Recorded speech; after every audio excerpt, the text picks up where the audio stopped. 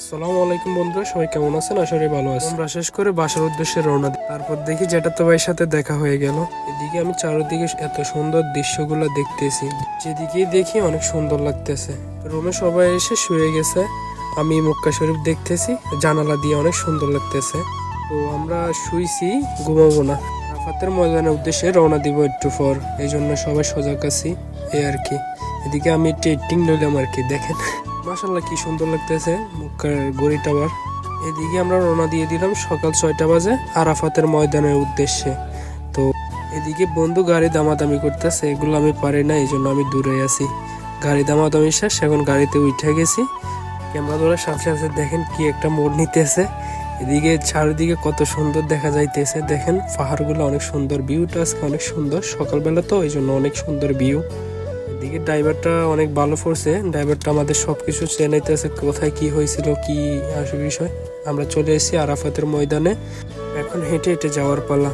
দেখেন ড্রাইভার আমাদের বুঝাইতেছে কি করা লাগবে, কখন কি করা লাগবে। ড্রাইভারটা অনেক ভালো পড়ছে, সৌদি তো এই জন্য। এখান থেকে দেখা যাইতেছে আরাফাতের ময়দান। মাশাআল্লাহ যেদিকে দেখি অনেক সুন্দর লাগতেছে। আমাকে একটু দেখে নেন আপনারা। আরাফাত ময়দানের গেটটা অনেক সুন্দর, এখানে ছবি তুলবো ভাবছি, পরে সময় পাইনি এই জন্য ছবি তুলতে পারিনি।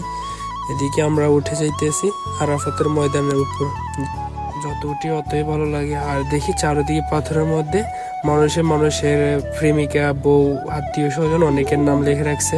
এগুলা আসলে এগুলা ঠিক না, এগুলা মোটেও ঠিক না, এগুলা হারাম কাজ। ওইদিকে আমার বন্ধু বলতেছে লিখবি নি তুই, আমি বলছি না এগুলা ঠিক না, এখানে এগুলা লেখা স্মৃতিচারণ করা, এগুলা মোটেও ঠিক না, এগুলা বোকামি।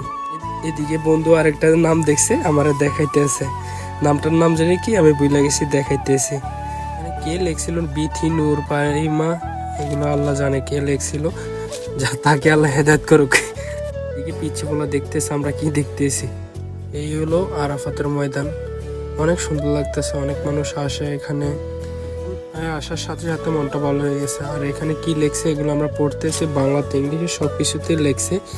তো এখানে লেখার পর আমার বন্ধু আমরা বুঝাইতেছে এইভাবে এইভাবে করা লাগবে, এইভাবে ঠিক না, এখানে নামাজ পড়া ঠিক না, দোয়া করা ঠিক না, এগুলো বুঝাইতেছে।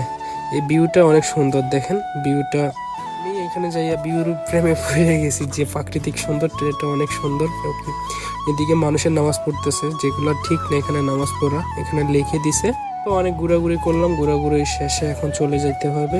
ওইদিকে গাড়ি দাঁড়াই আছে, ফোন দিছে যে আসেন না কেন, কি হয়েছে, অনেকক্ষণ হয়েছে গেছেন, এখন চলে যাওয়ার পালা।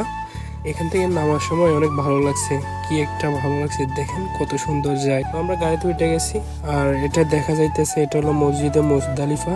হজের সময় হাজিরা মাগরিবের নামাজ আর এশার নামাজ পড়ে এখানে বাধ্যতামূলক করতে হয়, আর বাকি সবসময় এটা বন্ধ থাকে। মসজিদ দেখালাম, অনেক কিছু দেখাতে পারলাম না, বুঝতে চাইলে মাফ করে দিবেন। আল্লাহ হাফেজ, সবাই ভালো থাকবেন, আসসালামু আলাইকুম।